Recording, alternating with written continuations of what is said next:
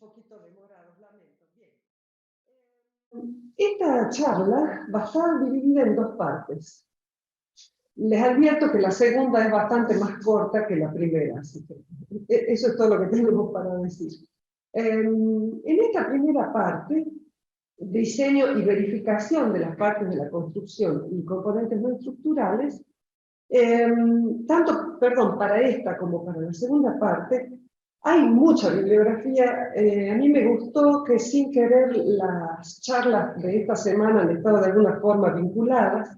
Como decía el ingeniero Cohen, nosotros disponemos muchísima bibliografía en inglés.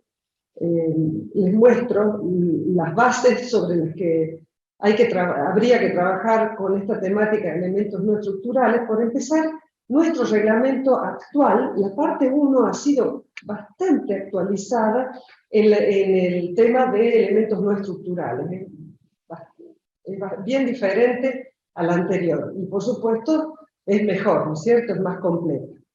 Luego tenemos como un muy buen soporte las publicaciones de la FEMA, la Federal Emergency Management Agency. Estas dos publicaciones nosotros las tenemos acá en el Consejo, las hemos traído. Por supuesto, una está impresa y de la otra tenemos un capítulo impreso y también está en PDF. Y si hay una bibliografía por excelencia, son las publicaciones de Gary McGavin, que se especializó en este tema. Ya les voy a mostrar algunos trabajos de él a lo largo de esta charla. Hay dos publicaciones que hemos traído también al Consejo Profesional para que están disponibles para su consulta. Lamentablemente no es esta, no es sino estas dos. Estas dos son las que están acá en el Consejo. Bien. El ATC, por supuesto, también publica. Y comenzamos entonces con repasando el propósito de los reglamentos en general, en el mundo en general. Tienen como propósito preservar la vida humana, ¿sí? Admitiendo incluso posterior demolición en el caso de sismos muy raros o raros. En particular, nuestro reglamento tiene, taxativamente explica o cita que su propósito es evitar el colapso total o parcial de la construcción y pérdidas de vida. No se establece como objetivo limitar los daños ni mantener las funciones de las construcciones luego de la ocurrencia de un terremoto. Fíjense la terminología funciones, ¿sí? Ni daños ni mantener función. De eso vamos a hablar a lo largo de esta charla. Bien, en la reglamentación es el INRECIPSO 103 justamente todo lo que hace al diseño estructural, excepto en la parte en un capítulo que detalla sobre elementos no estructurales o partes de la construcción. Pero, ¿qué son estas partes de la construcción? Son aquellos elementos que no son parte del sistema primario de transferencia de cargas y tampoco son parte del sistema sismo resistente. En general, se diseñan solamente para soportar su propio peso, el que luego se transfiere al sistema estructural como una carga. Vamos a hacer un repaso rápido. Yo supongo que todos saben o intuyen qué son los elementos no estructurales, pero vamos a ponernos en tema, vamos a hacer un recorrido por este edificio de oficinas, lo vamos a recorrer en el sentido antihorario, ¿sí? Vamos a empezar por el muro cortina, o los revestimientos de fachada, los equipos de ventilación de aire acondicionado, parapetos, bandejas de cables, ductos de aire acondicionado, fijaciones de iluminación suspendida, equipos de datos y racks, pisos elevados de acceso a las instalaciones, a las conexiones, cielos rasos suspendidos, ductos de rociadores contra incendio, vidriado exterior, muebles y equipos, particiones móviles, difusores de aire acondicionado, fijaciones de iluminación, tabiques no portantes, mampostería no portante, cañerías de agua y gas. ¿Sí? Esto por dar un ejemplo.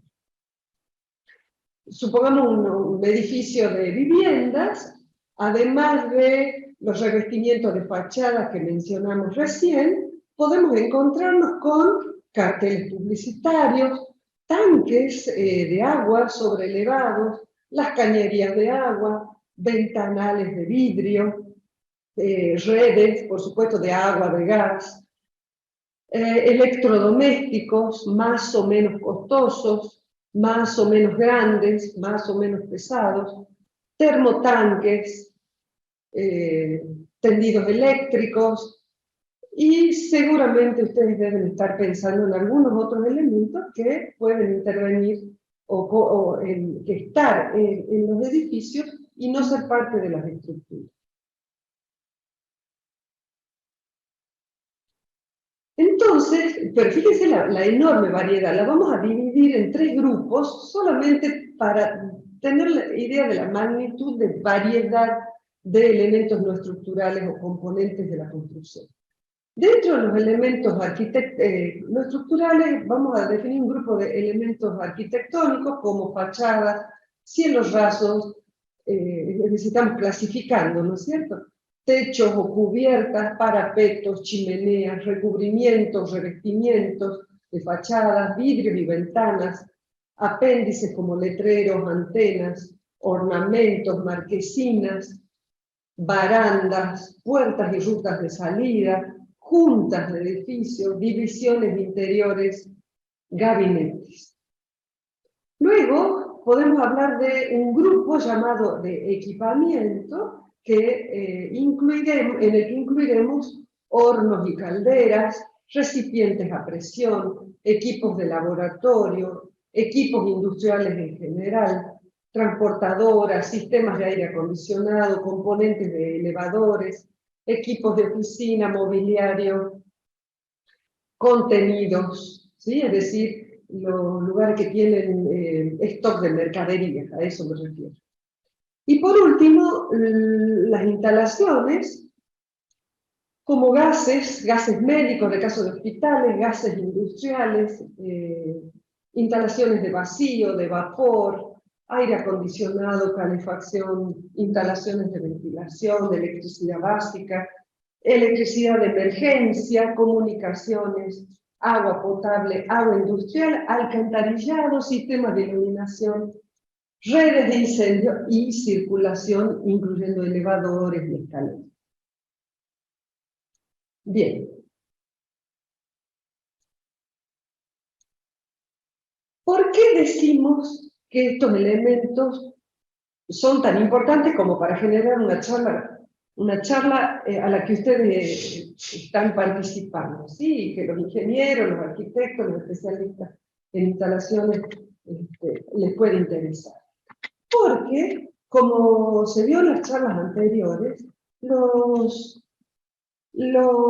sismos han sido laboratorios en escala 1 en 1, ¿no es cierto?, que han demostrado o que han permitido extraer conclusiones que han sido volcadas a los reglamentos. Los reglamentos actuales son muy buenos, y las construcciones que son proyectadas y construidas de acuerdo a los mismos, garantizan que esas edificaciones van a sobrevivir. Cuando el sismo es el sismo esperado en el reglamento. Incluso el nuevo reglamento argentino prevé que se sobrepasen algunas aceleraciones que están en el propio reglamento, siempre y cuando las construcciones de hormigón armado, por ejemplo, se diseñen por el método de capacidad que lo hace independiente del tipo de sismo que se trata. sea, vemos que los edificios sobreviven, eso lo mostró ayer el ingeniero Alfredo Paz. Pero lo que está pasando en todo el mundo es que son los componentes no estructurales los que están presentando los daños severos, con riesgos para la vida de las personas y también con enormes pérdidas, sin hablar de las pérdidas humanas. Y cuando digo enormes pérdidas, esas pérdidas están constituidas por el costo directo del equipo que hay que reparar o que hay que reemplazar, o la instalación que hay que reparar o reemplazar, pero el costo que significa la disrupción funcional. Por ejemplo, una industria que deja de producir, un comercio que no puede ponerse a trabajar porque tiene su mercadería en el piso, o un hospital que dejó de funcionar, o una estación de bomberos que no puede salir a apagar incendios porque tuvo problemas de disrupción en la propia instalación. Hay investigadores que afirman, muchos investigadores afirman, que los sistemas y componentes no estructurales van a generar en el futuro más daño y muertes que las fallas estructurales. Les doy un ejemplo, volviendo al tema de lo que son el costo de los daños y las pérdidas, de lo que representan los contenidos, en verde, los elementos no estructurales, que los vamos a poner a todo en el mismo paquete en la charla de hoy, respecto de lo que representan las estructuras. En el caso de oficinas, los elementos no estructurales representan el 82% del costo del edificio. En el caso de hoteles, esos costos suben al 87%, y en el caso de hospitales, los costos de contenidos y de elementos no estructurales llegan al 92%. O sea, ya de por sí las inversiones en elementos no estructurales son enormes.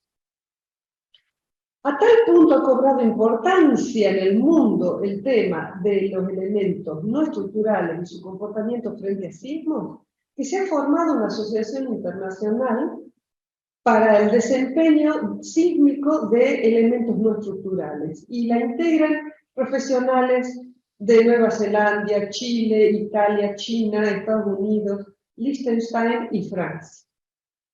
No solamente, o sea, ¿por qué existe esto? Porque, bueno, porque en el mundo hay mucha investigación y ellos la están recopilando, están participando en congresos, están publicando sobre el tema.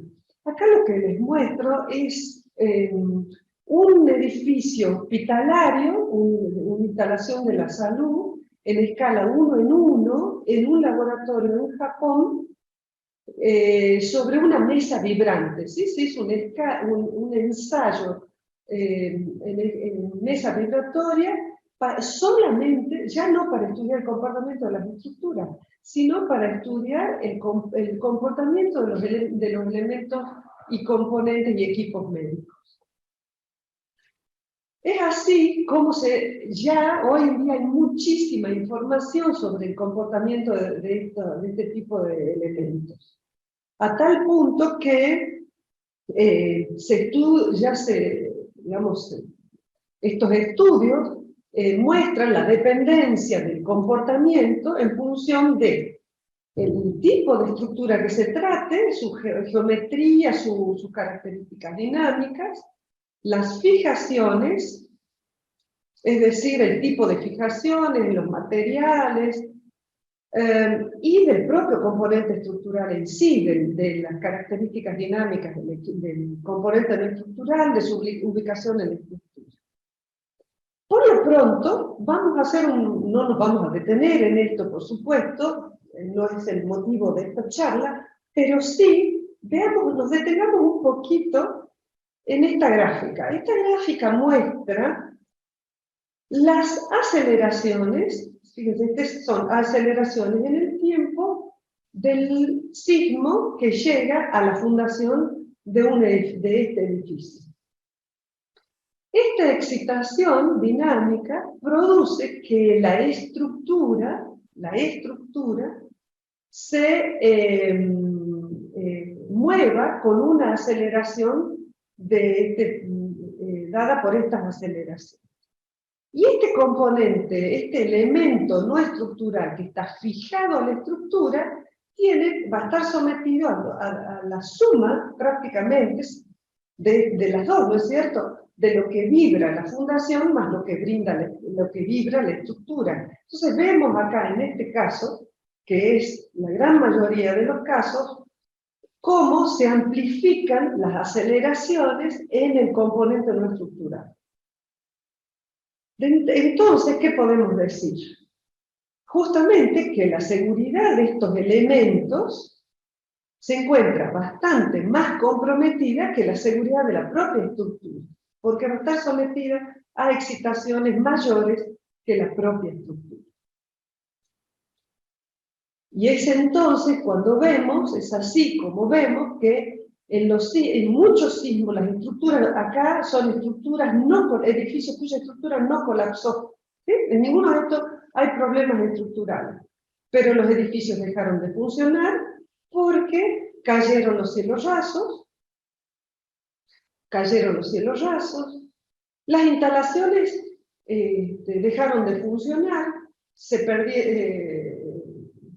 desplazaron, se rompieron las conexiones, las tabiquerías fueron destruidas por la flexibilidad de la estructura frente a la rigidez de la tabiquería. Y todos estos edificios tienen enormes pérdidas, a pesar de que la estructura sobrevivió sin problema. Vemos incluso en los domicilios conexiones interrumpidas por las fallas producidas por el sismo, termotanques caídos con fallas en las instalaciones, cosas que realmente pueden ser muy peligrosas. Y vemos también cómo elementos no estructurales, como la mampostería, el daño en este elemento estructural puede llegar a dañar a otros elementos estructurales, como las propias instalaciones. Hay una interacción entre las dos cosas, ¿no es cierto? Fachadas, elementos, fíjense, revestimientos de fachadas que caen, ponen en peligro la vida de las personas en el momento de la evacuación. Pueden inutilizar totalmente el servicio en el caso de estaciones de bomberos, hospitales, porque son elementos de fachada muy pesados y que son realmente, pueden tener efectos catastróficos. A veces cielos rasos de materiales totalmente inapropiados pueden aumentar los daños que provoca el propio sismo. Si ustedes se fijan acá, la pared está intacta. Acá el problema fue el cielo raso que puso en peligro a la gente e inactivó el servicio del hospital. Revestimientos como estos ponen en peligro la vida de las personas. Elementos arquitectónicos construidos en voladizos deben ser, esto era un voladizo, ¿sí? Deben ser correctamente diseñados y construidos.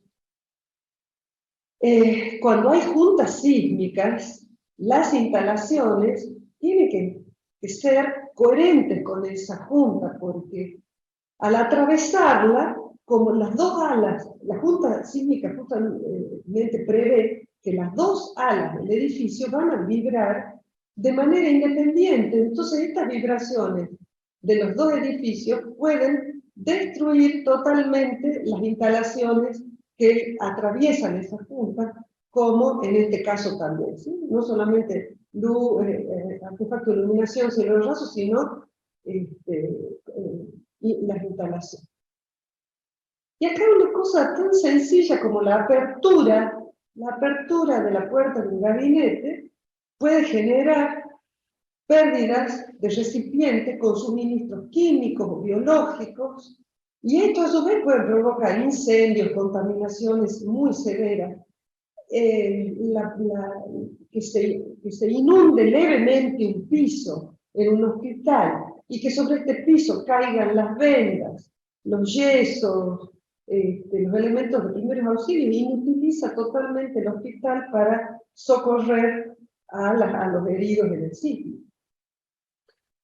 Las instalaciones básicas deben ser protegidas como elementos no estructurales, pero no solamente el punto de provisión, ¿no? Sino toda la instalación, es decir, se debe analizar entera, porque las conducciones de esas instalaciones pueden fallar, como en este caso, porque no tienen conexiones flexibles, y entonces no solamente se debe analizar los elementos, sino los sistemas no estructurales que existen en los edificios.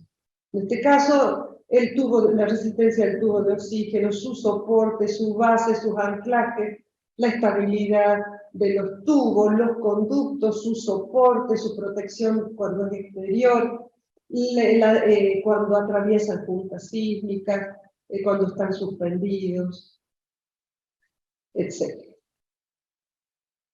Bien, dejé para el último la observación respecto de la mampostería, porque la mampostería es un tema muy importante como elemento no estructural, ¿sí? Como elemento no estructural. Cuando forma parte de la estructura, el proyectista se encarga, digamos, del detallado suficiente para hacerlo intervenir. Pero cuando no está prevista la mampostería, pueden ocurrir distintas cosas. Por ejemplo, que la estructura sea flexible, en esa flexibilidad, como la mampostería rígida no la resiste, induce desplazamientos, deformaciones inadmisibles, esta falla y obstruye totalmente la evacuación o la posibilidad de intervención de ayuda para quienes lo necesiten. El edificio queda totalmente inhabilitado. Eso por un lado, pero por otro lado, la mampostería a veces no está considerada como elemento resistente, pero tiene alguna rigidez.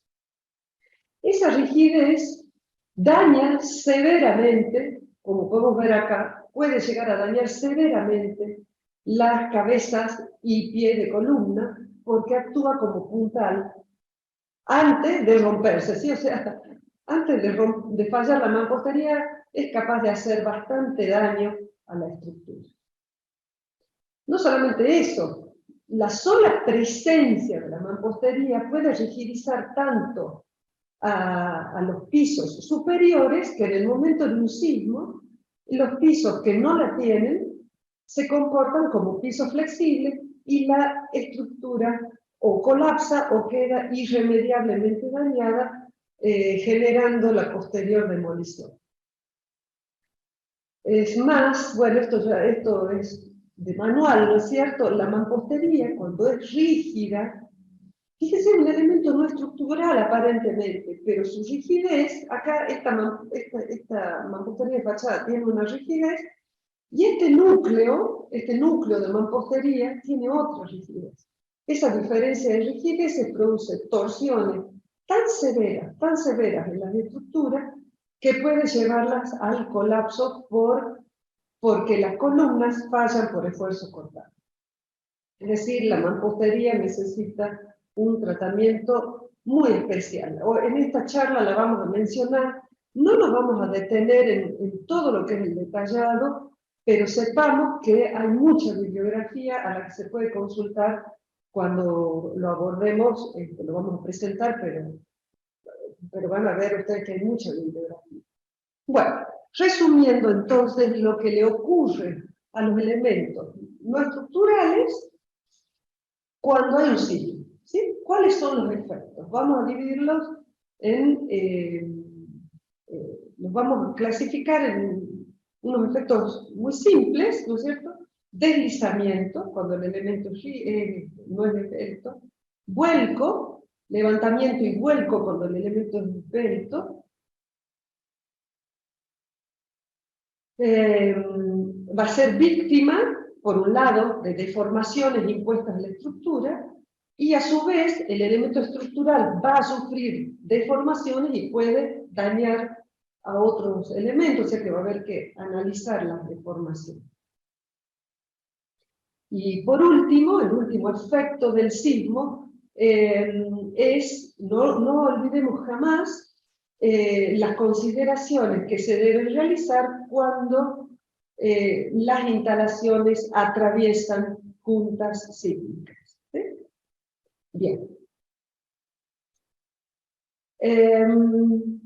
Yo estoy yendo un poco rápido porque hemos empezado tarde, no me gusta abusar del tiempo de ustedes, pero antes de empezar con los aspectos reglamentarios, quisiera saber si hay alguien que tiene alguna consulta, algo para preguntar, y si no, avanzamos nomás.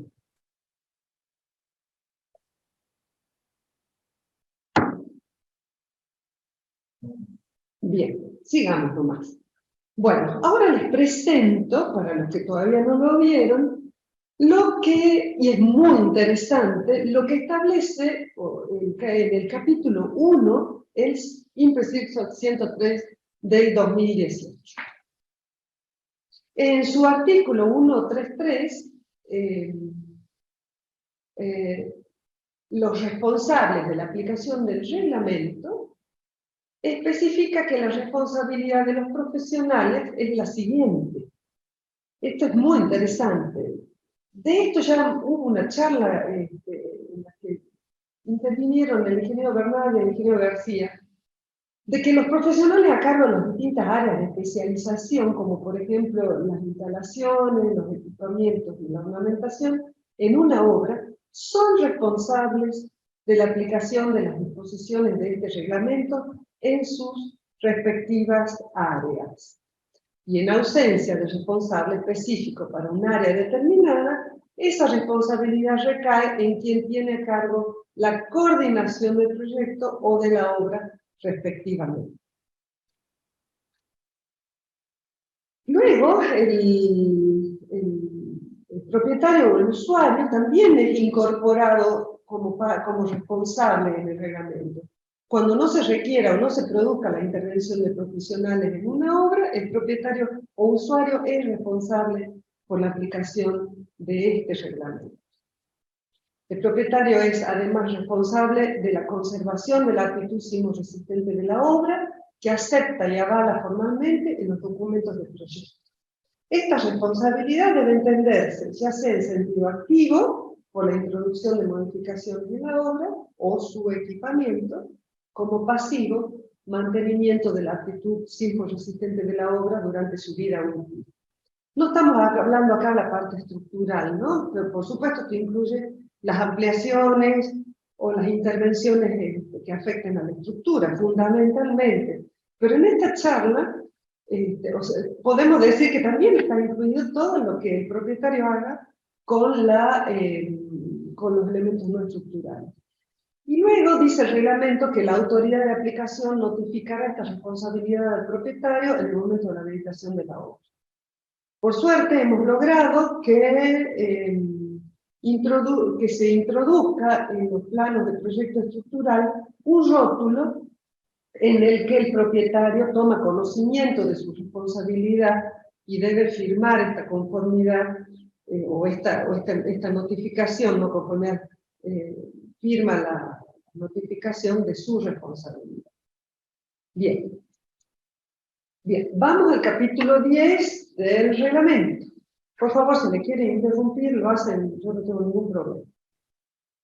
El capítulo 10 es exclusivo de las partes de la construcción y componentes no estructurales.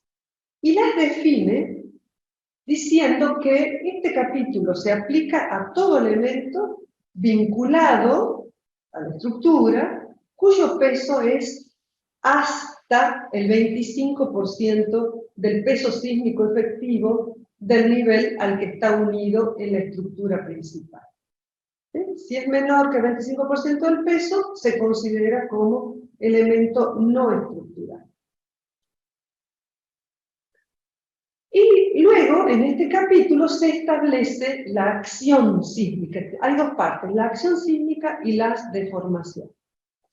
Lo que es la acción sísmica establece que, nos permite calcular la fuerza horizontal sobre el elemento estructural como un coeficiente sísmico. Fíjense que el subíndice P quiere decir parte de la construcción, ¿no? O elemento no estructural. Lo que fuere, lo que estemos analizando. Cualquiera de los elementos no estructurales. Bueno, entonces la fuerza va a ser un coeficiente sísmico de ese componente no estructural por el peso que tiene.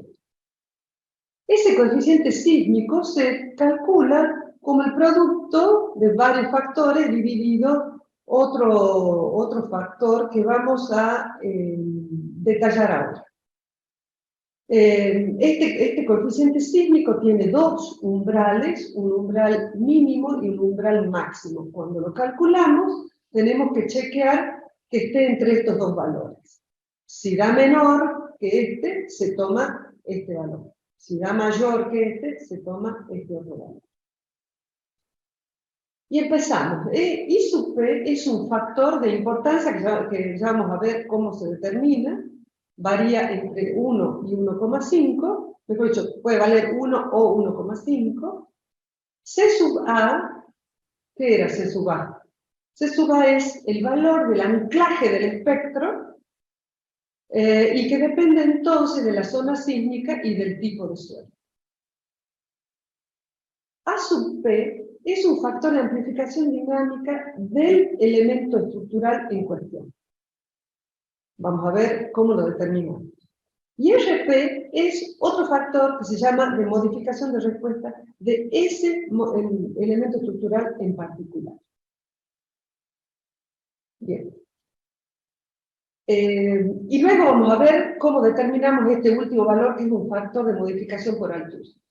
Bueno, como dijimos, y el factor de importancia tiene dos valores. Uno, que corresponde a cuando el elemento tiene importancia alta y vale 1,5. ¿A qué se considera importancia alta? Cuando se requiere la integridad del componente para la seguridad de vida de los ocupantes de la construcción luego de un terremoto, por ejemplo, los dispositivos del sistema contra incendio o las escaleras de emergencia, por ejemplo. Cuando los componentes llevan o contienen sustancias tóxicas, explosivas o altamente peligrosas. Esto se puede dar en la industria, ¿no es cierto? O cuando hay gases en los hospitales, por ejemplo.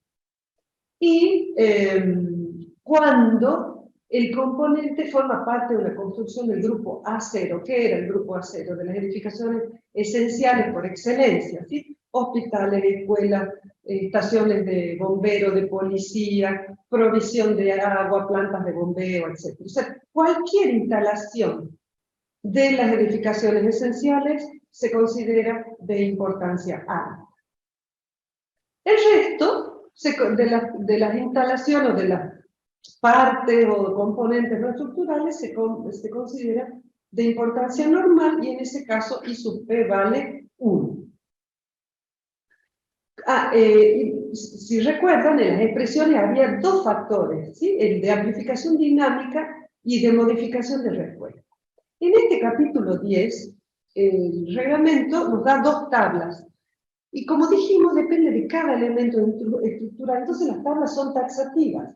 Dice, para cada elemento estructural, una tabla para componentes arquitectónicos. El valor de la amplificación dinámica varía entre 1 y 2,5, y la modificación de respuesta que varía entre 1,5 y 3 según el elemento no estructural de que se trata. Y hay otra tabla para sistemas o componentes mecánicos dialéctricos, ¿sí? O sea, acá está todo lo que son conducciones y equipos. Bien. ¿Qué nos queda? ¿Qué nos está faltando? Nos está faltando el FHK, el factor de modificación por altura. ¿Sí? Y eso nos hace tener en cuenta el lugar en donde se encuentra el elemento no estructural. Y se calcula de esta forma, donde Z es la altura donde se ubica el elemento y H es la altura total. Bien. Me gusta mucho cómo se ha completado el capítulo 10. Realmente es mucho más completo que el de la norma vieja, ¿no?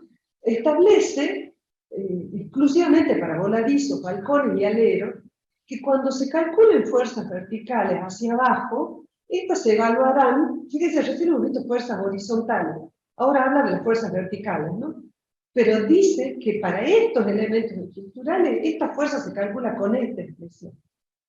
Yo no sé si ustedes se acuerdan, en el tomo 1, el capítulo correspondiente a la parte de las acciones sísmicas, la fuerza vertical es suma sobre 2.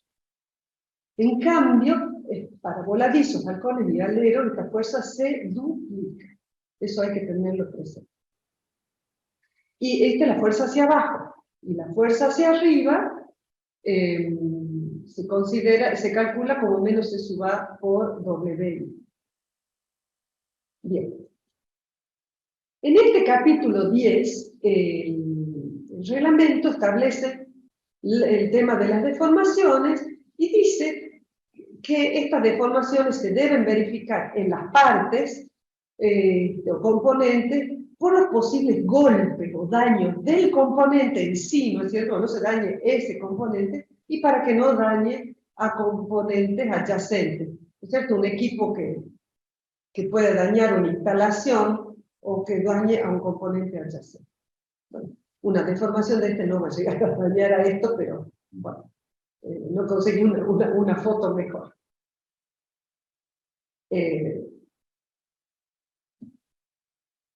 Bien. Entonces, respecto de las deformaciones, las verificaciones, es una verificación, ya no un diseño, sino una verificación, ¿no es cierto? Hay que verificar la verificación consiste, perdón, en determinar una distorsión que sea menor que la máxima. En eso consiste. ¿Cómo se determina la distorsión? A partir de un desplazamiento o una deformación última del elemento no estructural. Entonces, ¿en qué consiste? Se determina la fuerza Fp que vimos recién, se aplica la fuerza al componente, se determina una deformación última, y esa deformación una deformación elástica, y esa deformación elástica calculada se multiplica por 1.2 y por Rp, que es el factor que vimos recién, que es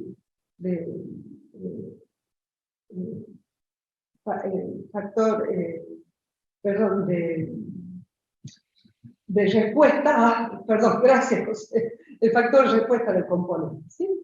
Bien, entonces, con este desplazamiento último, dividido la distancia del baricentro del elemento estructural a su sujeción, este cociente nos permite determinar la distorsión y verificamos que cumpla con el máximo que establece esta tabla.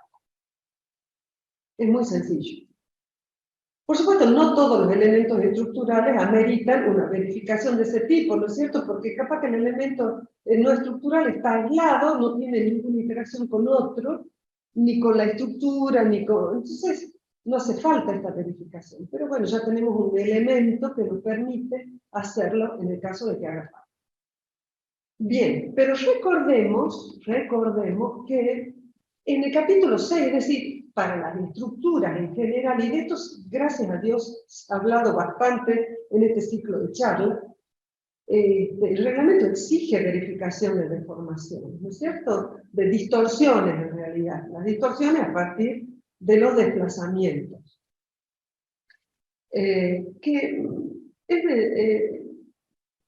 reglamento por ahí dice deformaciones, pero en realidad son desplazamientos, ¿sí? Se miden en centímetros o milímetros, lo que sea. Recordemos que la verificación es una verificación de distorsión de piso, pero para determinar la distorsión hay que determinar desplazamientos últimos a partir de los desplazamientos, ¿no es cierto? Esto es lo que dice en el capítulo 6. A partir del desplazamiento que se obtiene en el análisis, ¿no es cierto? Uno entra al espectro, determina el factor de reducción R, reduce el espectro, con esa reducción determina el coeficiente sísmico, determina las acciones, y a partir de allí el software nos dirá cuál es el desplazamiento de la estructura. Con ese desplazamiento, como fíjense, está reducido por plastificación, pero bueno, si se redució por plastificación la fuerza, en un sismo moderado o alto, lo que va a pasar es que la estructura va a entrar en el campo anelástico y entonces justamente va a haber que multiplicar esa deformación elástica por un factor de mayoración que corresponde a la incursión en el campo anelástico, que está juntamente, ¿no es cierto?, con la tabla que nos permite la reducción del espectro. Bien. Y con estos valores de desplazamiento de los pisos, del piso, ¿no es cierto?, la parte superior menos el desplazamiento de la parte inferior, se determina la distorsión. Y esa distorsión es la que el proyectista tiene que verificar una vez que que hizo el análisis. Es decir, antes de diseñar vigas, columnas, hay que chequear distorsión. Bien. Ahora lo que nos resulta interesante repasar, y esto también ya se habló, gracias a Dios ya se trató bastante en las charlas del ingeniero Llopis, del ingeniero Cohen, del ingeniero Payer, es que estas distorsiones tienen un máximo admitido según si, y es lo que nos interesa a nosotros en esta charla, es que si en el piso hay elementos no estructurales que pueden ser dañados por las deformaciones impuestas, es decir, en este caso, pues entonces esas distorsiones tendrán un máximo en las construcciones corrientes del 1.5%. Bien. Bueno, listo. Entonces, ahora lo que quería presentarles son dos ejemplos sencillos de diseño de las fijaciones y chequeo y control de deformaciones de dos elementos estructurales diferentes. Por favor, quisiera que aprovechemos si tienen alguna duda, porque yo sé que estoy yendo rápido. Si tienen alguna duda, por favor me preguntan, y si no, yo avanzo nomás.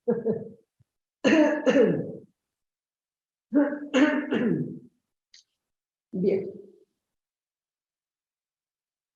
De todos modos, si quedó alguna duda, capaz que se puede aclarar ahora con un ejemplo numérico. Bien, vamos a suponer entonces que lo que queremos hacer es diseñar el soporte de un equipo de ventilación de aire acondicionado a sismo, ¿sí?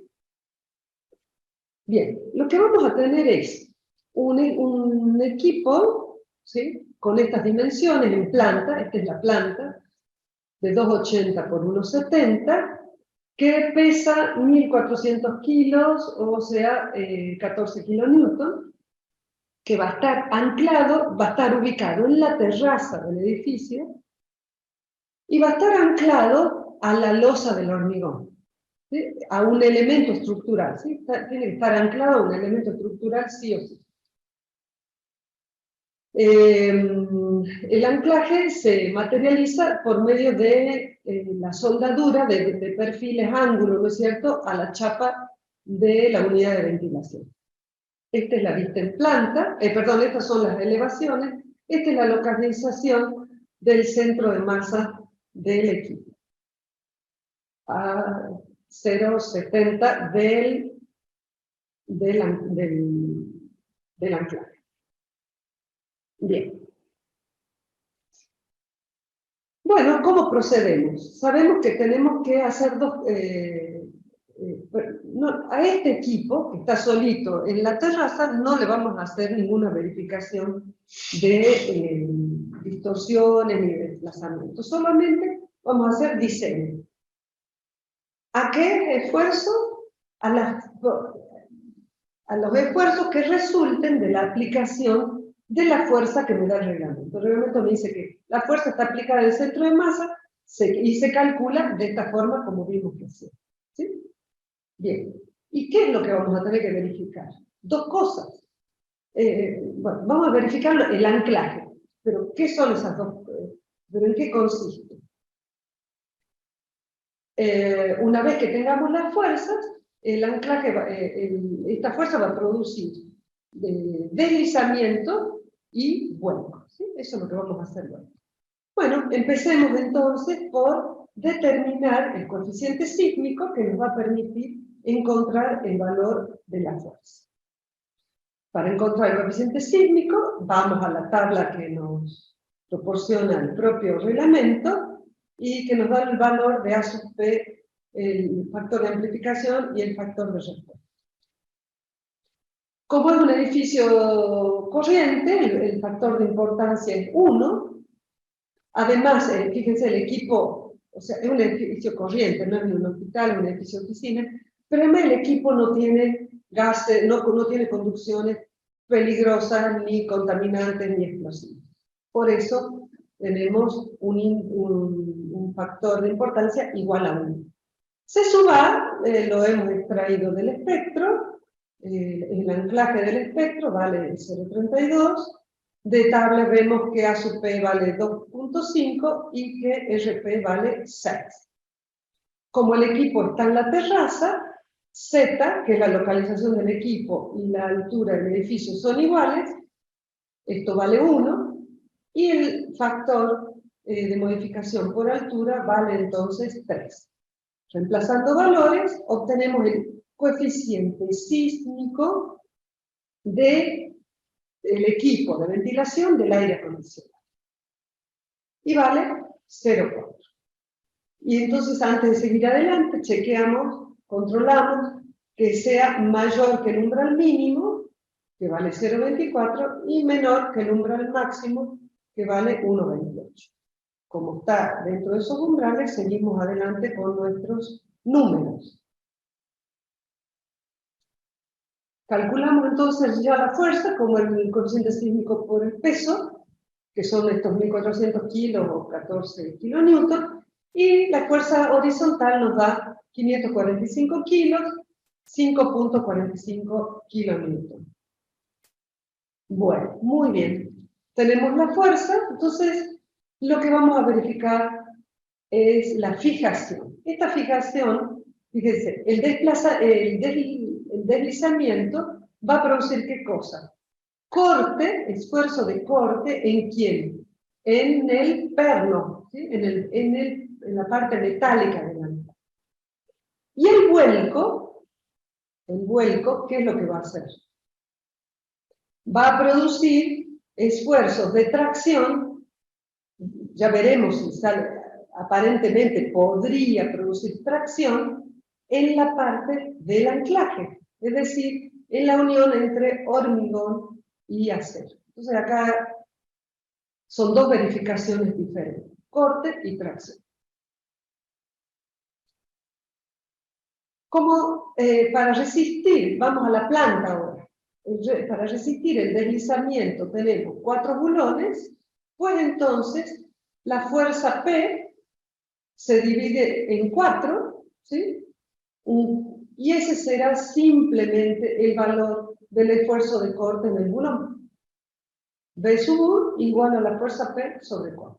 Y eso es todo. Y nos vamos a la norma de acero para verificar, o para determinar, perdón, el diámetro de los bulones, que es una fuerza bajísima, ¿no es cierto? Son 144 kilos, 140 kilos. Pero digamos, no importa la magnitud, sino estoy presentando la metodología. Bien. A continuación, entonces, queda lista la verificación del corte, nos queda la verificación de los anclajes. Para verificar los anclajes, entonces, ¿qué tenemos que analizar? La presencia de tres fuerzas. La fuerza horizontal sísmica en el elemento, el peso propio y la fuerza vertical producida por el sismo, tanto hacia abajo como hacia arriba. Perdón, y bueno, entonces tenemos el momento volcador de la fuerza horizontal, el momento estabilizante del peso propio y la fuerza, el momento volcador o estabilizante de la fuerza sísmica, según la fuerza vaya hacia arriba o hacia abajo. Ese momento volcador resultante, si lo hubiera, tendrá que ser resistido por los anclajes con un momento resistente igual a la fuerza de tracción por su distancia. Bien, vamos al momentito a la planta. El momento de vuelco tiende a volcar así, ¿no es cierto? Así o volcar así. El más desfavorable es el momento de vuelco así, es decir, en esta dirección. Y ese momento volcador va a generar tracciones, por ejemplo, en estos dos anclajes y compresiones en estos dos, o al revés. Por eso, entonces, es que la fuerza de tracción va a estar resistida por dos anclajes, ¿sí? Porque hemos dispuesto dos bulones de cada lado. ¿Sí? Bien, entonces este es el momento que va a resistir T sub U por B, por esta distancia. Por los dos anclajes van a resistir la resultante del momento volcador más o menos estabilizado, y es lo que vamos a ver ahora. Acá están las dos fuerzas verticales y acá está la fuerza horizontal. Es un simple equilibrio de momento. Bien, para eso tenemos que determinar la fuerza horizontal y la determinamos como establece el reglamento, ¿no es cierto? Se suba sobre 2 por el factor de riesgo, por las cargas verticales actuantes, que es el peso propio,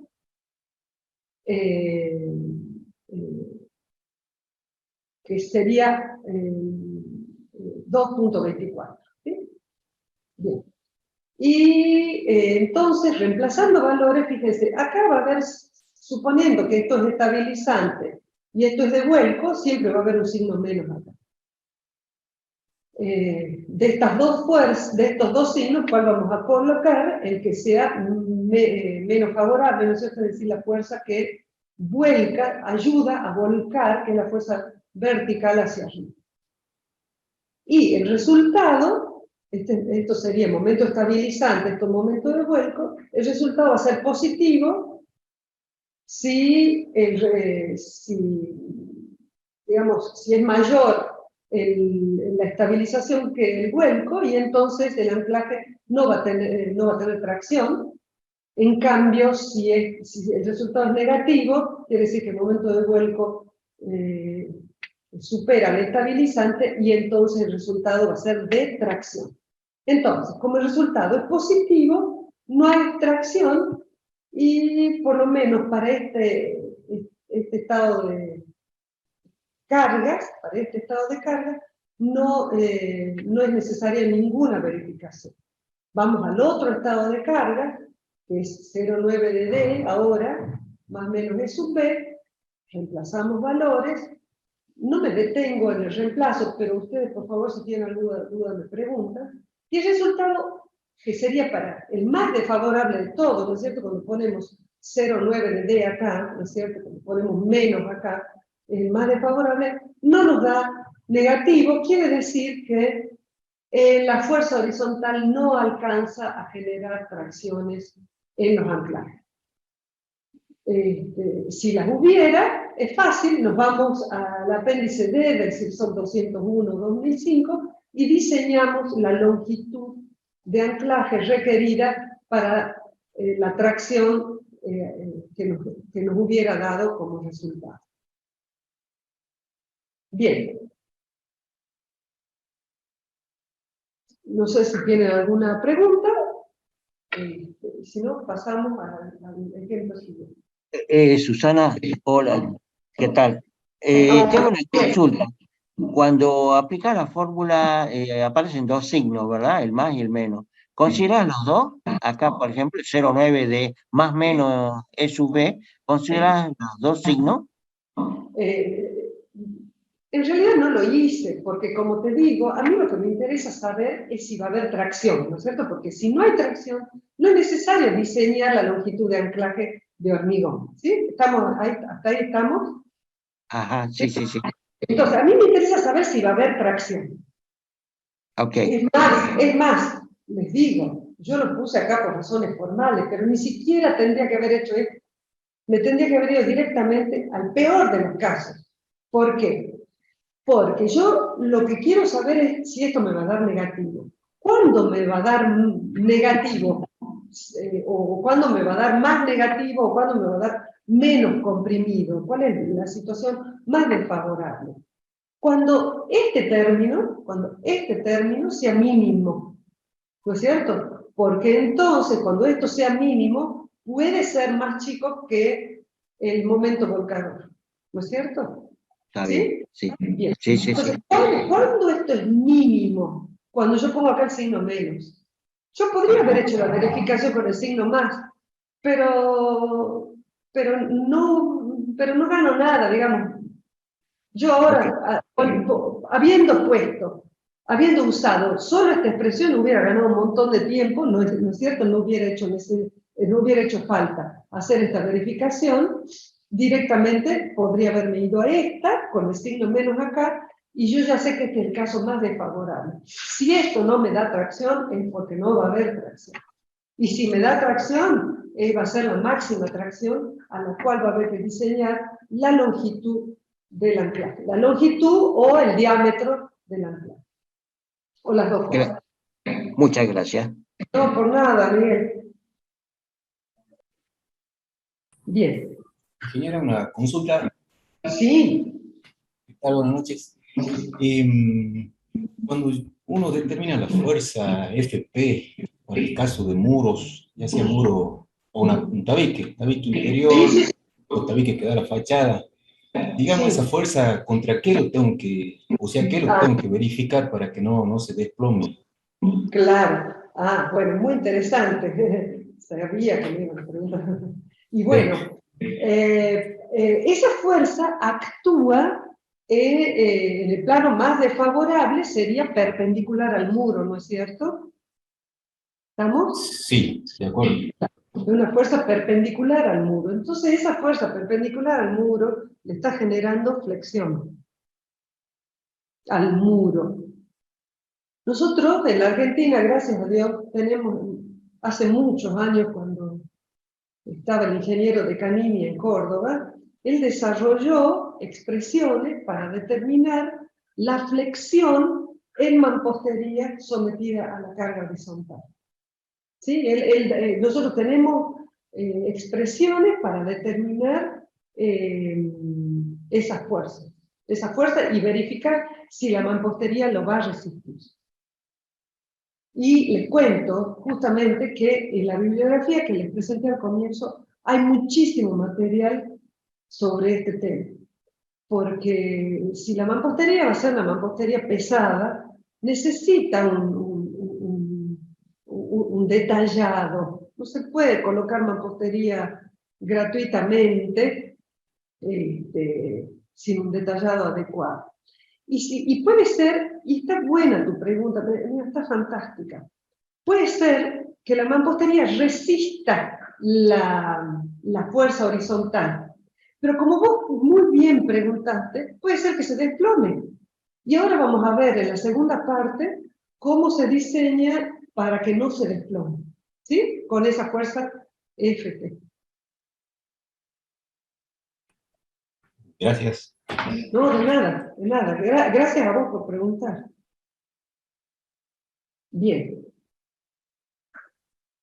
Bueno, avanzamos entonces. Por supuesto, me pueden interrumpir en cualquier momento, yo no tengo problema. vamos a hacer otro ejemplo sencillo, pero que muestra cómo podríamos hacer, porque uno siempre se pregunta, caramba, tenemos puertas vidriadas en las fachadas, ¿resisten o no resisten las deformaciones? ¿Cómo hacemos? ¿No? ¿Cómo hacemos? Es muy sencillo, o sea, esto no tiene mucha ciencia, simplemente me estoy presentando cosas útiles, digamos. Bien, este es el problema, ¿no es cierto? Tememos que nuestras superficies vidriadas, que pueden ser muy grandes, sean dañadas por la estructura, ¿no? Bien. Y puede suceder que la persona que se pregunta por la superficie vidriada no sea el proyectista estructural. Puede ser que sea, como puede ser que no lo sea. Vamos a suponer que no lo somos. Nosotros queremos verificar si se va a producir daño o no en nuestra superficie vidriada, pero nosotros no hicimos el proyecto estructural, ¿sí? Vamos a ponerlo en este caso. ¿Cómo hacemos para verificar? Lo que tendríamos que, ¿en qué consiste? En este caso ya no va a ser una verificación porque suponemos que el proyectista hizo una verificación preliminar. Lo que nosotros vamos a hacer va a ser diseñar las holguras entre la superficie vidriada y el marco rígido, para que cuando la estructura se deforme, perdón, no el marco rígido, perdón. ¿Cuál va a ser la holgura que tiene que tener la superficie vidriada respecto del marco que está unido a la estructura, por ejemplo? ¿Por qué? Porque esa estructura se va a deformar y puede arrastrar en esa deformación a la superficie vidriada. Entonces, ¿qué holgura le tenemos que dar para no tener problemas? Para estar seguros. Bien, eso es lo que vamos a hacer ahora. Entonces nosotros no sabemos cuál va a ser la distorsión de piso, ¿sí? No lo sabemos, porque nosotros no somos los proyectistas estructurales. Entonces vamos a confiar en que el proyectista estructural hizo la verificación esta a la que hicimos mención al iniciar la charla, ¿sí? Que está en el capítulo 6 de estructura, no de componentes no estructurales. Entonces vamos a suponer que el proyectista dijo, como va a haber elementos no estructurales que se pueden dañar, vamos a verificar que las distorsiones no superen el 1.5%. ¿Sí? Entonces, suponemos que este valor, que está acá en el gráfico, no supera el 1.5%. Bien, entonces, si eso es así, nosotros conocemos la altura de nuestra superficie vidriada, que será un cierto HI menos HX, ¿sí?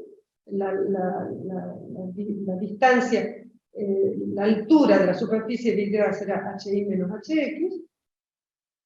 Multiplicamos por la distorsión de piso, que es el 1.5%, y eso nos da cuál va a ser el desplazamiento máximo que va a tener la estructura en esa digamos, en esa altura, ¿sí? En esa altura. Bien. Nuestra superficie vidriada tiene 1,5 metros de ancho por 2 metros de altura. ¿Sí? Entonces, multiplicando el 1,5% por los 2 metros de altura, se prevé que haya un desplazamiento de 3 centímetros. Entonces, yo le tengo que dar una holgura vertical y una holgura horizontal para que no se dañe. ¿Sí? Bueno, con una simple expresión geométrica, que no vale la pena que la desarrollemos ahora, se determina que la holgura requerida cuando hay una holgura vertical y una holgura horizontal es de 2 veces C1, que es la horizontal, por lo que está entre paréntesis. Es decir, es función de las dimensiones del panel vidriado y de las holguras. Entonces yo supongo o defino, preestablezco que voy a dar la misma holgura horizontal que la vertical. Entonces, al hacer esto igual, me queda despejar el C1 de acá Y esa holgura tiene que ser mayor que 1,25 del desplazamiento máximo que va a sufrir el panel. Como lo acabo de calcular, me da 3 centímetros, puedo despejar las holguras y me da, en este caso, 0,8 centímetros. Es decir, tenemos una herramienta simple para verificar, y acá podemos poner cualquier distorsión. Y si yo digo, ay, si el proyectista pensó que no iba a haber, y yo estoy introduciendo, no estaba previsto, y yo lo estoy introduciendo, no, entonces, si no había sido prevista, y yo estoy introduciendo modificaciones arquitectónicas al edificio, bueno, pongo acá en vez de 1,5, perdón, de 1,5%, pongo 2,5 acá, 2,5% acá. Y entonces digo, no, entonces le doy más, me va a dar la holgura que corresponde.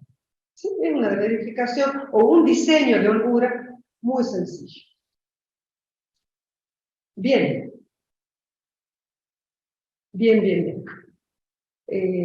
Voy a dejar de compartir la pantalla porque la segunda parte, que como les prometí es bastante más cortita, la tengo en otra presentación.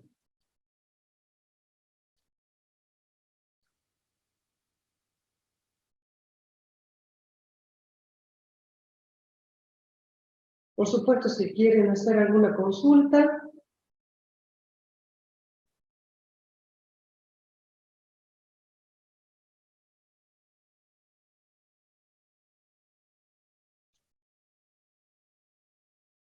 estoy compartiendo, por favor.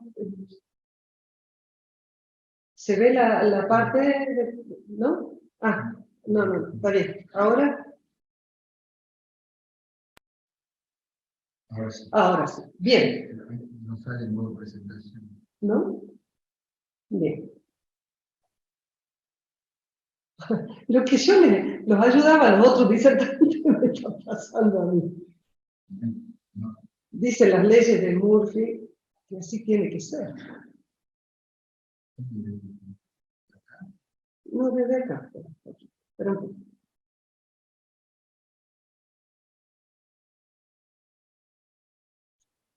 allí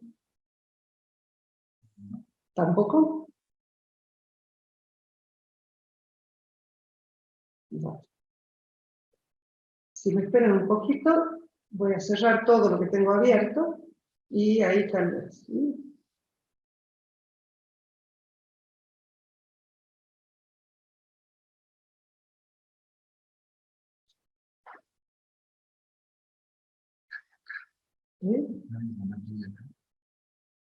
No, yo lo tengo que hacer.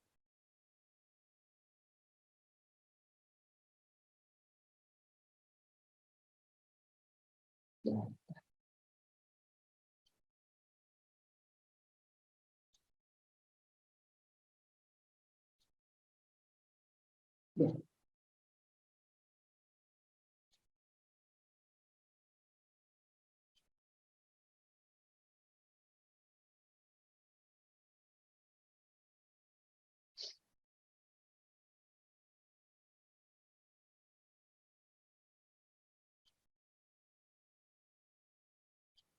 Y si no, tendremos que ir a pedir ayuda.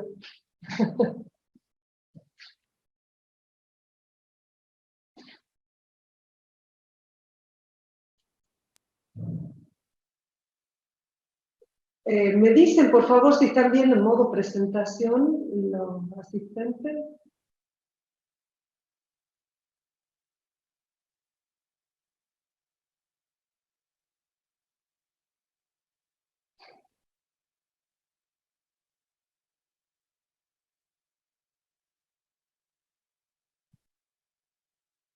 Alguien que active su micrófono.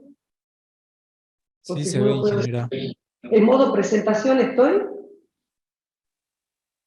¿Se ve una única pantalla con la que dice segunda parte o se ven dos pantallitas?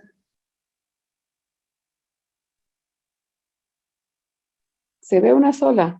Ah, bien, avanzo entonces, avanzo nomás entonces. Gracias, muchas gracias. Bueno, esta parte va a ser como les prometí, más corta, y nos vamos a abocar a la reducción del riesgo, ya no a la verificación ni al diseño, sino a la reducción del riesgo. Es decir, vamos a suponer que tenemos una instalación que, en particular, en zonas de elevada peligrosidad sísmica como la nuestra, todos los edificios deberían tener una verificación del riesgo de los elementos no estructurales. Esto se debería hacer en absolutamente todos los edificios. ¿Se imaginan la necesidad de muchísima mayor importancia que tienen las verificaciones esenciales?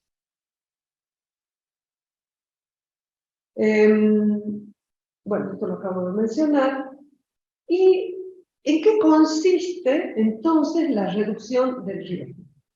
Lo que se debe hacer, fíjense, no solamente verificaciones esenciales, yo siempre pienso en la industria.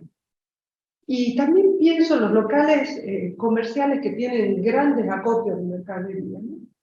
Como los mercados mayoristas o distribuidores, ¿no? Bien, entonces, ¿qué es lo que hay que hacer para reducir el riesgo no estructural en una instalación cualquiera, en un edificio cualquiera? Hay que, digamos, recurrir a una metodología que consiste en hacer un inventario, la inspección sistemática y la evaluación de todos los componentes no estructurales. Para ello, como el título lo dice, el primer paso será el de una inspección sistemática. Un profesional tiene que recorrer las instalaciones y hacer una inspección sistemática de los componentes no estructurales. El segundo paso es clasificar el riesgo que va a tener ese elemento estructural. No sé si alguien me quiere dar un ejemplo. No sé, que habiliten el micrófono, dame un ejemplo cualquiera de un elemento no estructural en cualquier tipo de edificio. No sé. A ver, que alguien me diga uno. Aunque sea un cielo raso colgante. ¿Cómo hacemos con los cielos rasos colgantes? Bueno, ahí está, cielo raso. Yo tengo, justo acá, acá estoy con cielo raso colgante, exactamente. Bien. Entonces yo hago la inspección y veo cielo raso colgante. Entonces, hay un inventario, ¿no es cierto? Yo ya tengo una planilla con todos los elementos y pongo cielo raso y digo, ahora tengo que clasificar el riesgo. Y bueno, riesgo, ¿qué riesgo? Riesgo para la vida, riesgo de pérdida de la propiedad, riesgo de pérdida funcional. ¿Sí? Eso me tengo que preguntar. Bueno, ¿qué es el riesgo para la vida? Y bueno, hay algunos peligros no estructurales que pueden afectar la vida o la salud de los ocupantes, como por ejemplo,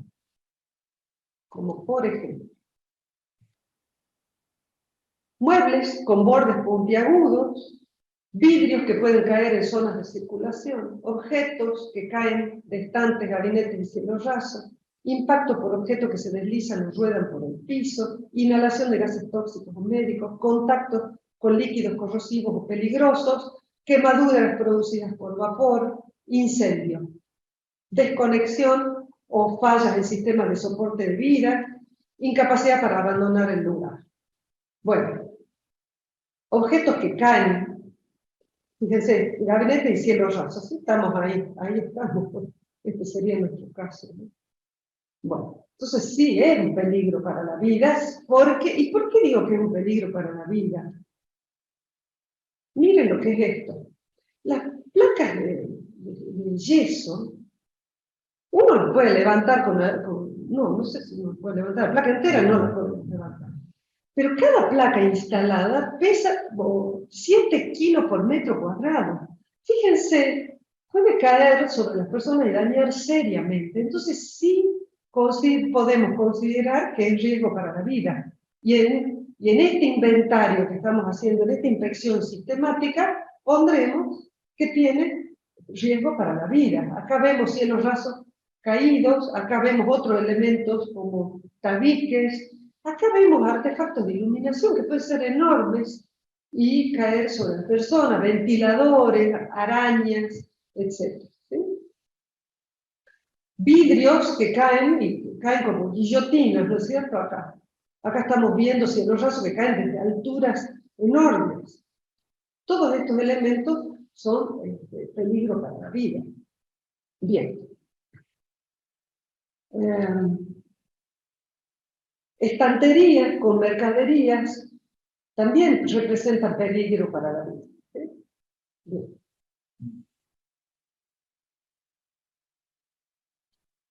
No puedo hacer clic cuando estoy con el puntero. A ver, ahora sí puedo hacer clic.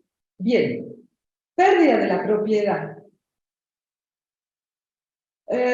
Esa cosa, ese cielorraso, además de ser un peligro, un riesgo para la vida, también representa pérdida de propiedad, y sí, también representa pérdida de propiedad. Reponer eso va a tener un costo. Y mientras eso esté en el piso, no se va a poder habilitar la instalación. ¿Sí? No se puede habilitar un local que está en estas condiciones. Entonces sí hay pérdida de la propiedad. Aunque las cosas no estén rotas, pero sí hay pérdida de funcionalidad. La industria, el comercio no puede seguir trabajando. Bueno, pérdida funcional, que es lo que mencionamos recién, si una instalación deja de funcionar porque el equipo se cae, se cortan las conexiones, hay una pérdida funcional.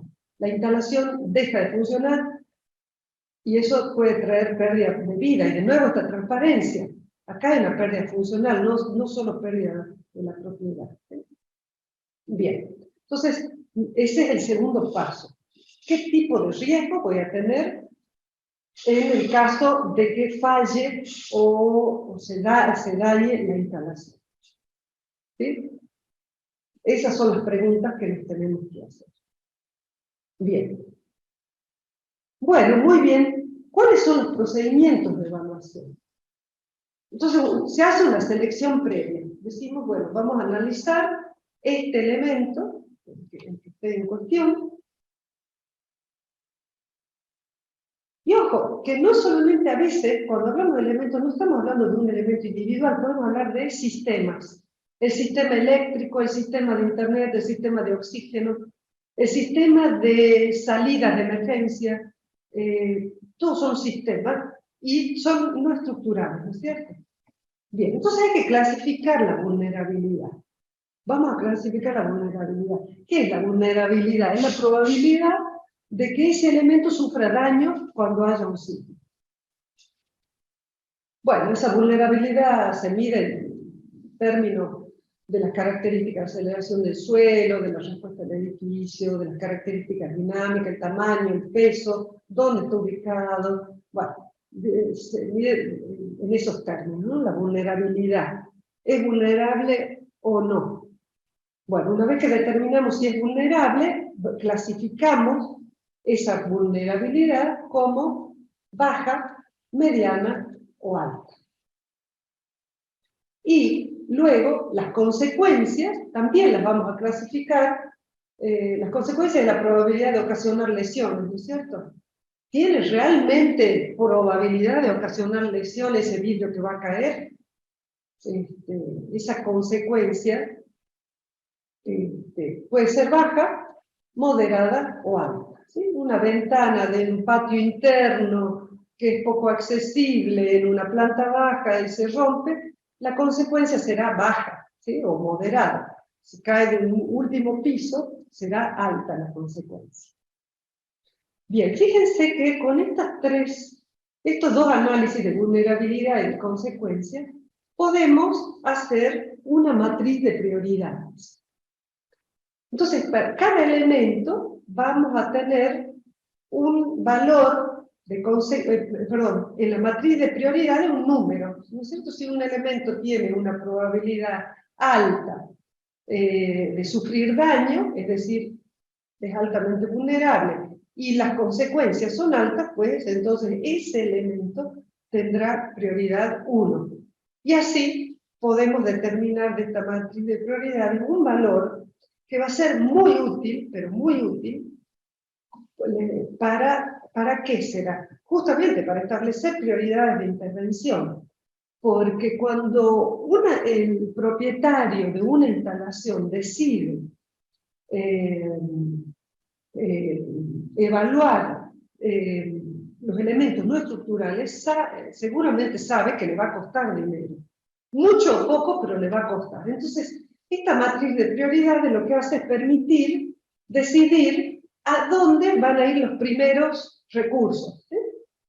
Este es un ejemplo al que bastante incompleto. Lo que pasa es que es un ejemplo que me entraba en la pantalla, pero bastante incompleto, porque acá está el componente, uno puede hacer algunas observaciones, determinar alguna columna con observaciones, acá hay otra columna con otras observaciones, el profesional que lo haga armará su propio formulario, determinará la vulnerabilidad, la consecuencia, a partir de ahí la matriz de prioridades, pero hay muchas otras cosas más que se pueden poner en el formulario, como por ejemplo, el tipo de pérdida, si es una pérdida de vida, de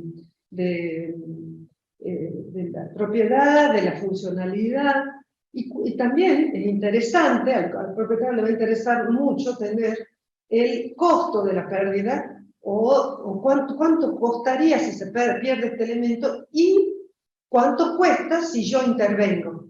Por decir algo, un equipo que no está anclado, ¿cuánto cuesta el equipo si falla y cuánto le cuesta al sistema si falla y cuánto cuesta reforzar?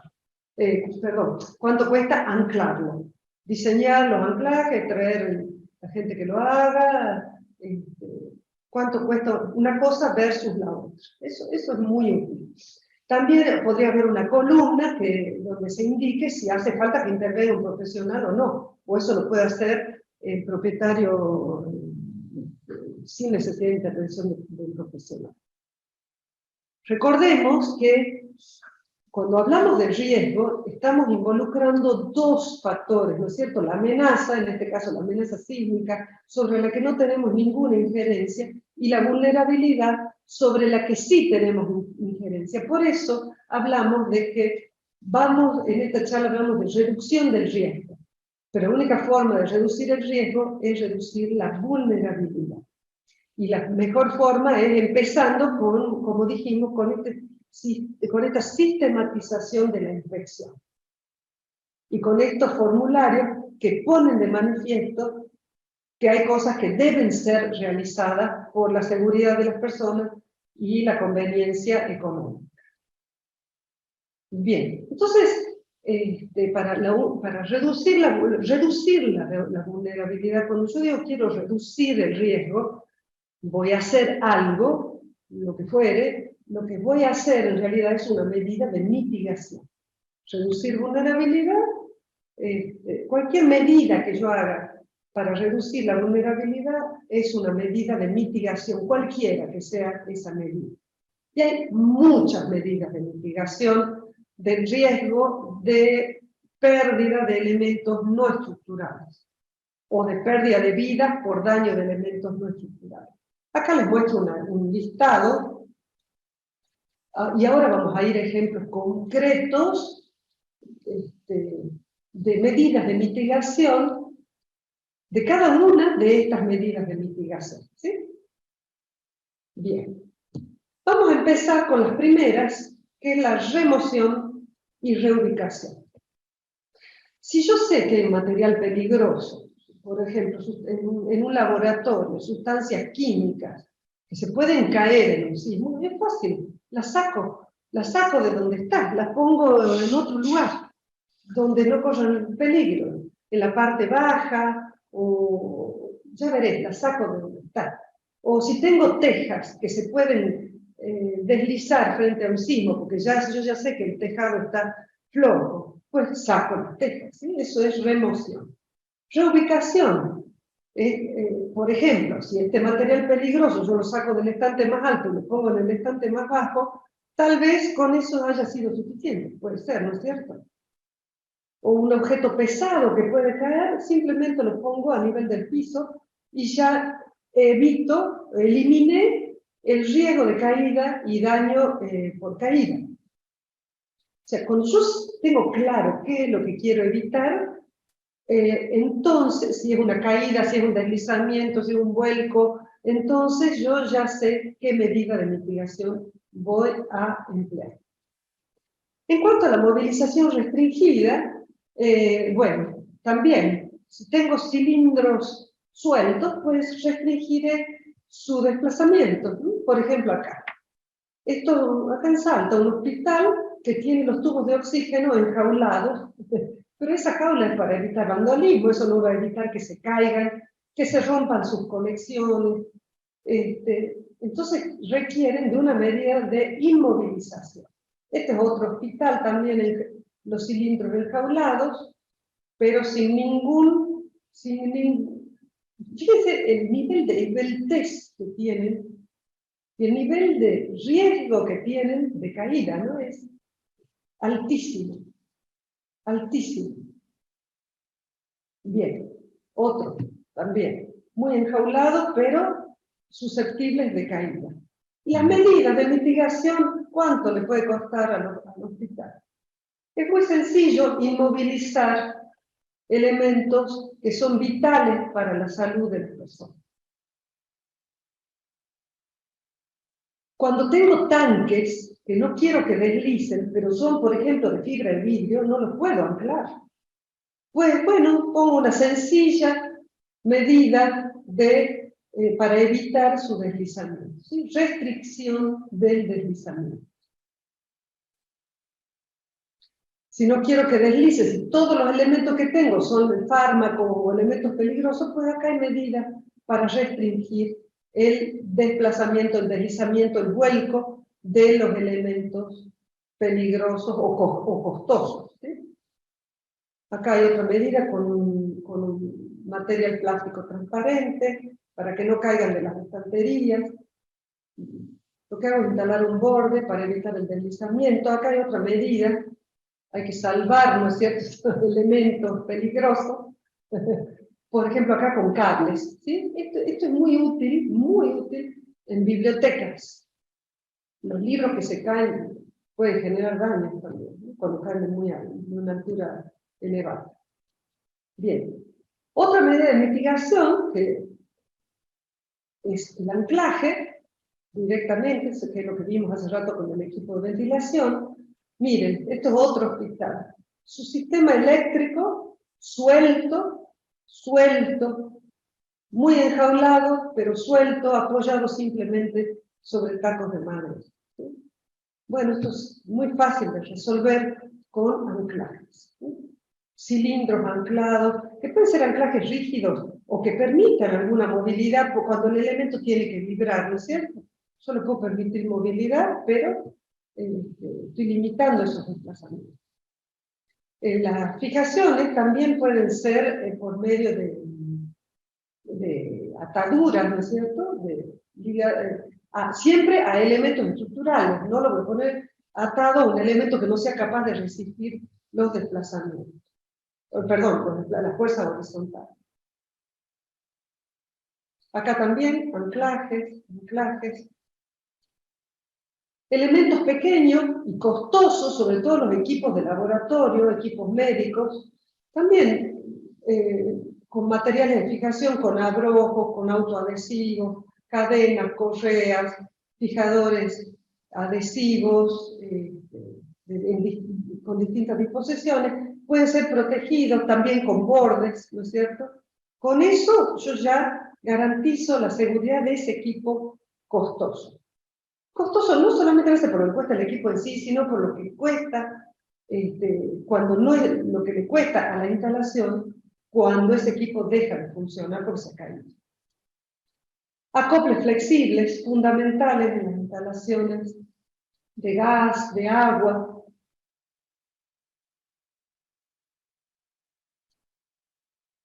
Acoples flexibles, ¿sí?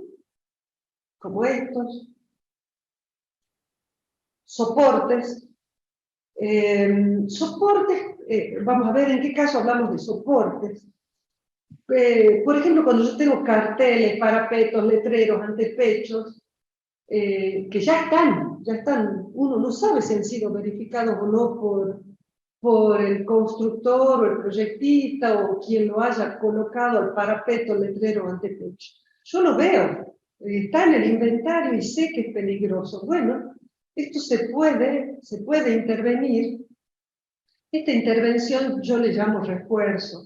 En la bibliografía se usa un término en inglés que es retrofit, que me gusta más porque retrofit es una intervención general, ¿no? y puesta en valor y puesta en funcionamiento. Acá vamos a hablar de intervención o de refuerzo, ¿no? Bien, estos elementos deben ser reforzados y se hace con arriostramientos que deben ser vinculados sí o sí, por supuesto, a un elemento capaz de resistir los esfuerzos, tiene que ser un elemento estructural, que es lo que vamos a ver ahora. Porque ya sabemos que estos parapetos pueden ocasionar daños gravísimos. Entonces, si ven acá, estos son este es el refuerzo que se hizo, se vincula el parapeto con una estructura metálica y esa estructura metálica se vincula con los soportes a una estructura resistente. Acá se ve otro caso de un parapeto vinculado a una estructura, en este caso, esto es una losa y esto es una estructura metálica. Este es otro caso de refuerzo, una chimenea a una estructura que en este caso es el techo. Otro caso de refuerzo es el de los cielos rasos, y acá vamos a la pregunta, a la inquietud que planteó uno de una participante. Los cielos rasos, el problema de los cielos rasos, ¿por qué se caen? Es porque la estructura es una estructura flexible. Entonces, al ser esto flexible y el panel rígido, pues entonces se desvinculan con mucha facilidad y se caen. Y uno dice, pero si está bien soportado, pero el problema es que la estructura está soportada con elementos verticales. Basta con poner tensores diagonales para que con esa medida estamos evitando, por supuesto, el tensor vinculado a un elemento estructural. Con eso estamos logrando que la estructura que soporta el cielo raso no se desplace. Al dejar de desplazarse, por ser tan flexible, entonces ya no se van a desprender los paneles rígidos. Lo mismo con los elementos de iluminación. Deben ser sujetados con elementos oblicuos, siempre tensores oblicuos, porque cuando son verticales, no sabemos que las fuerzas paralelas no son una buena solución. Tenemos que generar resultantes oblicuos. Lo mismo cuando hay ductos, también en general se observa que están con soportes verticales. Esos soportes verticales son insuficientes para la acción sísmica, entonces los soportes se les debe agregar, la intervención consistirá en agregar una estructura de soporte oblicuo, siempre vinculada a elementos estructurales. Sustitución, como mencionamos recién, techos de teja, modificación, los vidrios, en un hospital se imagina el peligro que representan, se pueden sustituir fácilmente con superficies de policarbonato, por ejemplo, de algún otro material. Aislamiento, simplemente el aislar el elemento estructural para lograr reducir el riesgo. Reforzar, en el caso de muros de relleno. En el caso de muros de relleno, y acá vamos a lo que preguntó uno de los participantes, suponemos que el muro resiste su propia fuerza, la fuerza perpendicular al plano lo resiste el propio muro, pero ¿cómo evitamos que se desplome? Pues justamente vinculando los extremos del muro a la estructura resistente por método de anclaje. Y como les dije, en la bibliografía hay muchísimos detalles constructivos para evitar el desplome de los muros. ¿Sí? Yo acá les presento uno, pero sepan ustedes que hay muchos detalles por si quieren consultar. Y cuando el proyectista previó que su estructura no contaba con los muros, o cuando el constructor, el arquitecto decide agregar muros y no quiere vincularlo a la estructura, pues entonces tiene que definirse, esto tiene que realizarse con las holguras tales para que, y calculadas, como calculamos recién para los vidrios, se calculan las holguras para que la estructura no rompa el muro y el muro no produzca daños irreversibles en la estructura. Y este es uno de los detalles, así, un detalle muy somero, pero eso se puede detallar con la precisión que haga falta. Recordemos que si no se hacen esos detalles, sobre todo típicos de las estructuras escolares, la mampostería se convierte en un arma peligrosísima y muchas veces fatal para la estructura. Bien. Entonces basta con darle la volvura y hacer el detallado correspondiente. Hablamos de redundancia. ¿Por qué hablamos de redundancia? Porque en algunos casos, en algunas instalaciones esenciales, como en el caso de estaciones de bomberos, hospitales, escuelas, muchas veces hay que asumir que algunos elementos se pueden dañar. Y bueno, tendrán que ser reparados, pero para repararlos hace falta repuesto y no se puede salir a comprar nada cuando el sismo es severo. Pues entonces, lo que se puede hacer es almacenar repuestos, por ejemplo, de tubería, de electricidad, que sean vitales y que uno pueda suponer que van a sufrir daño. ¿Sí? Eso es el caso. Esa es otra medida de mitigación. Y otra medida de mitigación importantísima, imprescindible, es la rápida respuesta y preparación para el evento. Las instituciones, llamémosle industria, comercio, hospitales, escuelas, oficinas, cuando tienen una rápida respuesta y preparación, los daños esta medida de mitigación reduce los daños no estructurales. ¿Sí? Por ejemplo, si el personal no está preparado y siente un sismo, va a tender a escapar. Y al salir, algunos elementos se van a caer y le pueden dañar su salud. ¿Sí? Bien. Por último, les quiero mostrar algo que realmente vale la pena. Son ejemplos muy, muy ilustrativos de cómo se puede hacer un refuerzo de elementos no estructurales. Diseño y refuerzo. Un caso muy interesante es el que se observa después del sismo de Anchorage, en Alaska, en el 18, de un magnitud 7.1. Una zona de elevadísima sismicidad. Acá se ve una estructura que respondió muy bien, los vidrios no fueron dañados, pero hay mucho daño no estructural. ¿Sí? Bueno, en este mismo sismo, el mismo sismo que produjo esto, les quiero mostrar un minutito.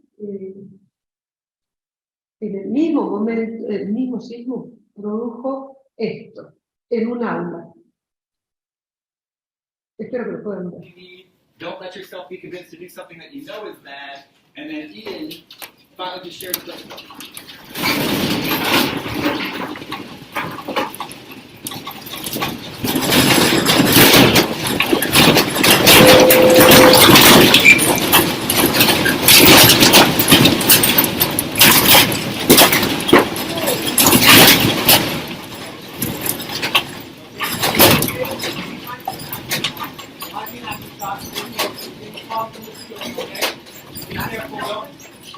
Cover your mouth with your shirt.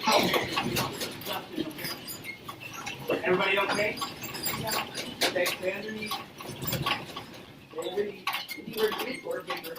That was the biggest earthquake I've ever felt in my life. But we're okay. Everybody's okay, right? Stay underneath. Everybody okay? Bien, el detenido es feo, pero no se detiene. A ver, That's probably no sé por qué no se detiene. A ver, ahí está. not the first thing to be worried about. No quiere parar. Yep, Ahí está. No hay caso. Ahí está. Parece que paró. Bien, yo quisiera que rápidamente, porque ya estamos terminando, me digan ustedes, por favor, qué elementos estructurales observaron que podrían haberse dañado y no se dañaron, o de todas estas medidas de mitigación, ¿qué medidas creen ustedes que fueron tomadas adecuadamente aquí? Rápidamente, por favor, alguien que me diga algo. Si querés vos, José Luis. Cielos rasos, Cielos rasos. Intactos. artefactos, Artefactos de iluminación no se han caído. el proyector incluso, El proyector. lo que está arriba del... El proyector, ¿vieron cómo se movía? ¿Vieron puso en evidencia el peso, el ruido que hacía mostraba el peso que tenía el proyector. Bien, o sea que los anclajes fueron perfectamente diseñados. ¿Qué más? El armario, El armario no se abrió. no se abrió, no deslizó y no volcó. ¿Alguien más que diga algo? ¿Qué más? Hay dos cosas más. Observo algo a la derecha, no sé, no observo bien si son sillas o qué, ni se Sí. movieron un poco. Sí, es una pila de sillas que, bueno, por suerte no se cayeron porque esas no estaban sujetas. Se ve que eran estables. Algo más que no son objetos. La rápida respuesta de los estudiantes. Exactamente. Tenían capacitación. Sí, y ustedes saben, yo no sé, no les pongo el video completo porque es largo, estos chicos y el profesor se quedaron bajo la mesa todo el tiempo. El profesor los hablaba, los calmaba, los chicos estaban muy tranquilos, el profesor después los habilitó para que saquen de sus mochilas sus celulares, algunos chicos llamaron a su casa, y no se movieron. Después de un rato largo, el profesor se paró, miró un poco a ver cómo estaban las cosas, les hablaba, y después de un par de 3 o 4 minutos empezó a sonar en la escuela una alarma. Esa alarma era la que los habilitaba a salir. O sea, nadie salió del aula ni de ninguna parte del edificio hasta que el edificio no se revisó y alguien idóneo habilitó la alarma para que pudieran evacuar. Sí, y hay otra cosa más. Tal vez no lo recuerdo porque fue un instante. Exactamente. Se cortó la luz. Se cortó la luz y no sabemos qué pasó. Si se activó el sistema de emergencia o no, pero la luz siguió. Así que vemos un caso excelente de lo que es el diseño sísmico de los elementos no estructurales. Acá hubo diseño, seguramente. Lo que vemos ahora es otra cosa, es refuerzo. Unilever, en Turquía, en una zona de alta sismicidad, decidió reforzar su instalación. Como pueden ver, la base de Unilever son los ductos. Entonces, miren, acá hay estructura, hay mucha estructura de refuerzo. Acá tenemos estos soportes, tenemos estos que están acá. Todo es estructura de refuerzo. ¿Sí? Se hace un diseño estructural, de estructura metálica, vinculada a a su vez a la estructura. ¿Sí? Acá vemos más, estas ménsulas, estas estructuras celestes. Miren lo que es una estructura para soportar los movimientos de las cañerías. Pareció excelente ejemplo. Y acá les quiero mostrar otro ejemplo fabuloso. El sismo de Landers en California tuvo magnitud 7.3. Les muestro lo que es cuán superficial fue el sismo, escandalosamente superficial, y vemos acá un caso, por supuesto, de mucho daño no estructural. Una fortuna, ¿no es cierto?, en daño no estructural. Y acá vamos a ver el trabajo de uno de los autores que yo les recomendé, que es Gary McGavin. Gary McGavin tiene cantidades de publicaciones y de trabajos realizados. Allí en Landers se construyó una escuela. Esta es la escuela después del sismo, el mismo sismo, ¿sí? Después del sismo, esto es lo que se ve. La estructura intacta, por supuesto California tiene todos los recursos normativos para construir edificaciones esenciales sismo resistentes. Pero acá hay muchos elementos no estructurales, ¿no es cierto? Acá hay un enorme pórtico, una fachada, bueno, acá hay un murito. No hay daño a la vista. O sea, pareciera que fueran fotos previas al sismo. Y acá el diseño sismo resistente de los elementos estructurales lo hizo McGavin y miren. Esta es la escuela después del sismo. No hay tampoco ningún elemento no estructural dañado. Realmente ejemplos maravillosos de diseño. Bueno, y acá les muestro por último algunos refuerzos concretos ya, ¿no es cierto? Anclajes. Acá me pareció muy inteligente vincular directamente las estanterías entre sí, porque eso forma una estructura muchísimo más estable. El refuerzo de las estructuras redundantes, ¿sí? Hiperestáticos. Acá hay refuerzos ya realizados sobre termotanque. Perdón, no solamente el refuerzo, sino también las conexiones flexibles. ¿Ven? Acá hay un refuerzo, pero lamentablemente no bastó con la voluntad de reforzar, porque este refuerzo es muy rígido, interviene con la estructura. Es un refuerzo que le puede generar un cambio de comportamiento a la estructura. O sea, también hay que pensar que cuando vinculamos la estructura, no tenemos que intervenir con el comportamiento estructural. Sí, esto es una buena voluntad, pero una mala solución. Por eso muchas veces tienen que intervenir los profesionales. En cambio acá, estos son refuerzos que se vinculan, fíjense, se vinculan abrazando columnas, por ejemplo, no apoyando, sino abrazando y colgando, ¿sí? Acá no hay refuerzo, es un ejemplo de falta de refuerzo, porque al no haber holgura, un elemento va a incidir en el otro. Acá vemos la falta de refuerzo, ¿sí? Acá hay solamente sostenes verticales. Y acá hay una hermosa intervención. Acá se le dio la holgura entre el caño, la cañería y la pared, pero después se le colocó un material muy flexible para que no pase el polvo, etc. Los insectos, etc. Acá se ve una intervención miren, una simple intervención de un acople flexible. Bien, por último, entonces, acá se ven, más o menos se ven, pero yo les cuento que hay, acá cómo se intervino colocando cables diagonales, ¿sí? Acá también se ven los cables diagonales. Y acá se ven las holguras, acá no se ha tapado el hueco, pero bueno, es una solución. Acá, ¿para qué? Para que el muro no dañe la cañería. Y acá el acople flexible. Y acá hay una solución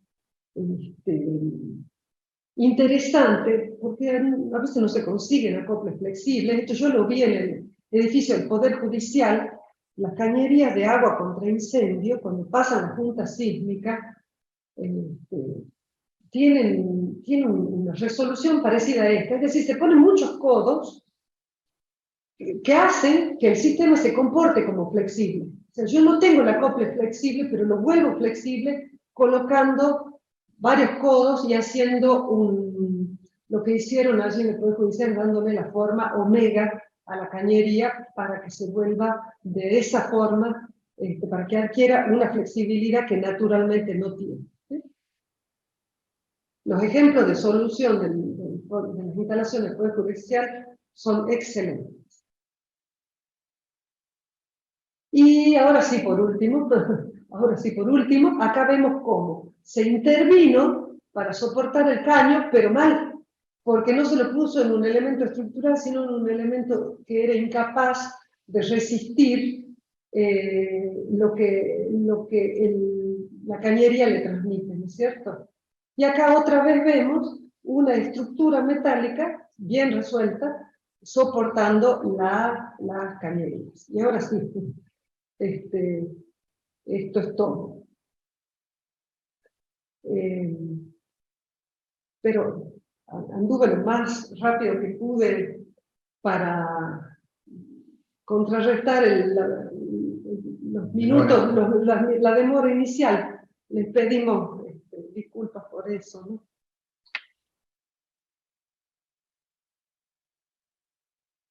Bien, si tienen alguna inquietud, alguna duda que les haya quedado.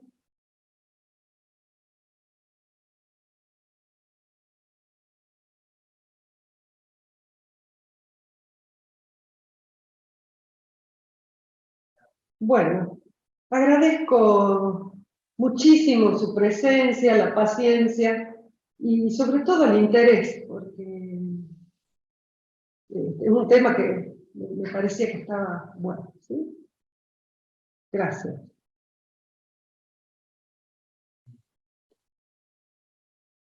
Gracias, Mirta. Bueno, nos estaremos viendo en algún otro momento, nos hacen llegar sus inquietudes. Entra a la página Compay para la comisión, incluso artículos publicados interesantes, y pueden dejar sus sugerencias. Bueno, muy bien. Nos despedimos entonces. Hasta luego.